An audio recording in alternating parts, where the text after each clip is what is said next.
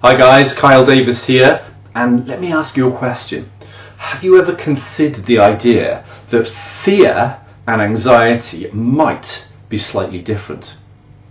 Well, I know in the way we use language, we tend to talk about being anxious or having anxiety or being scared and think and assume that it's actually all the same thing. Well, what I want to do in this video is offer you a perspective, offer you an idea that actually fear emotions and anxiety symptoms are slightly different. They're not mutually exclusive, there's definitely an overlap, but there is a difference. And the reason that this is important for you, certainly if you experience anxiety, is that you need to know whether what you're experiencing is actually normal, healthy fear emotions or actually anxiety symptoms.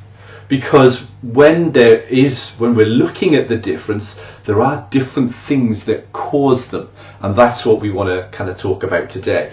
And one of the reasons this is important is because I often have clients ask me, or even people phone me up and say that they've experienced anxiety symptoms, but they're trying to figure out what it is they're afraid of. They're looking around in their life and they just can't see anything. So it doesn't make any sense. It's like, why am I scared? Because, there's nothing here for me to be scared of.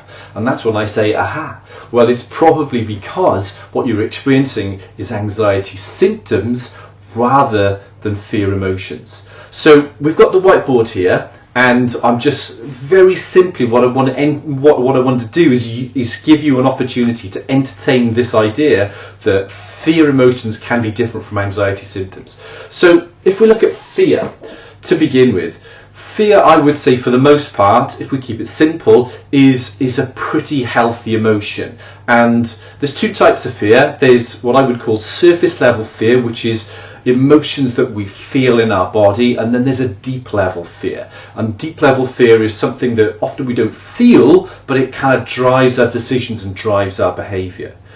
If we're looking at surface level fear, essentially that's about missing information. So if I have a driving test in the morning, there's a very good chance that my intelligent body will send me a bit of fear in the form of nervousness ahead of time. And the purpose of that fear is to let me know there's missing information. The missing information is, I don't know where the route I'm going to be going on, I don't know what the examiner is going to be like, I don't know if I'm going to remember everything that I need to remember, I don't know if I'm going to make any mistakes. So there's missing information there. Of course, when I get in the car, I meet the examiner, I start driving, I remember how to drive, I remember what I need to do, the road signs. Then my intelligent body reduces the amount of fear that it sends. So as the information comes in, the intelligent body reduces the amount of fear. So that's at a very simple level. That's when you can kind of get a sense of, all right, well, am I experiencing some emotions of fear? As you look around in your life and you question, okay, is there any missing information? It's all future focused, but is there any missing information?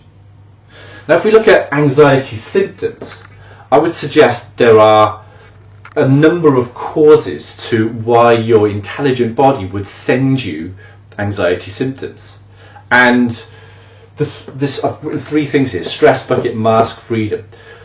The stress bucket is something I'm going to cover in a different video. But when we have a full stress bucket, then our intelligent body responds by sending us some anxiety symptoms. It could be other symptoms, but certainly anxiety symptoms. And there's a whole load of things that can go in that stress bucket. But it doesn't necessarily mean that it's fear emotions in that stress bucket. It could be various other emotions, it could be various other things. As I say, I'll talk about that more in a different video. Wearing a mask is a very important one when it comes to anxiety, because frequently, in order for us to fit in with life, in order for people to like us, in order for us to get along, we tend to wear a bit of a mask. We tend to project an image of ourselves in order to manage other people's impressions of us. And of course, we're all going to do this to a certain extent. We all want to get along in life. We all want to get that job. We all want people to like us. We want to fit in.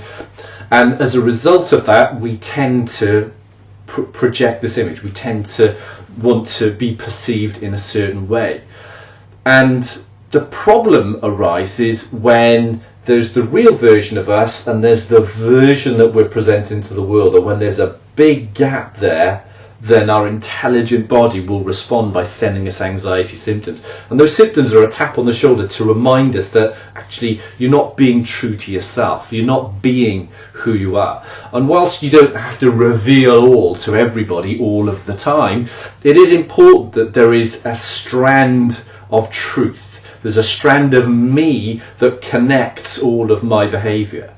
When my behaviour, when my words, when my actions are motivated by trying to impress others or have other people think highly of me, then there's a very good chance that my intelligent body will respond by sending me anxiety symptoms.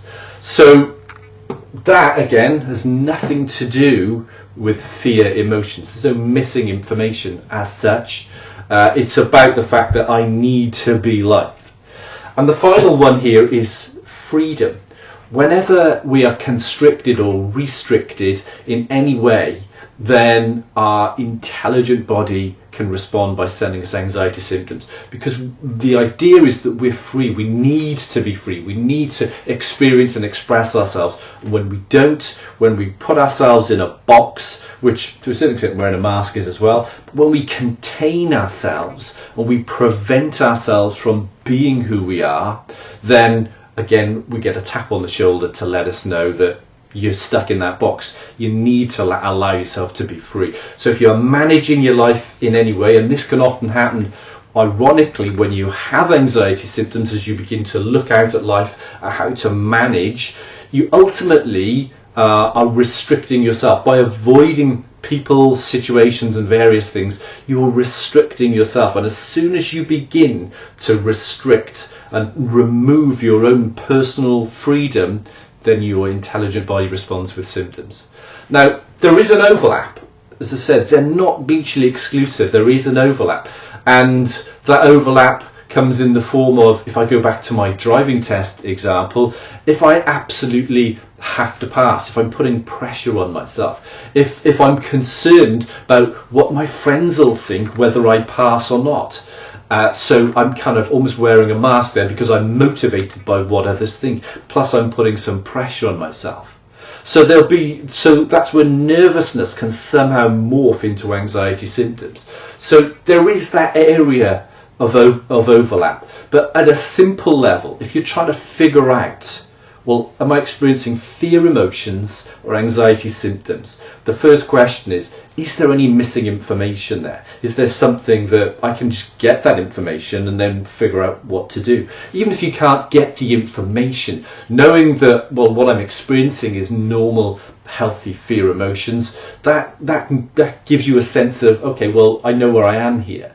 If there isn't any missing information, then you know you're experiencing anxiety symptoms. And that probably means you've either got a full stress bucket, you're wearing a mask, you're covering yourself up, you're planning on how you should be, but your drive for how to be, what to wear, what to say, is on what other people will think.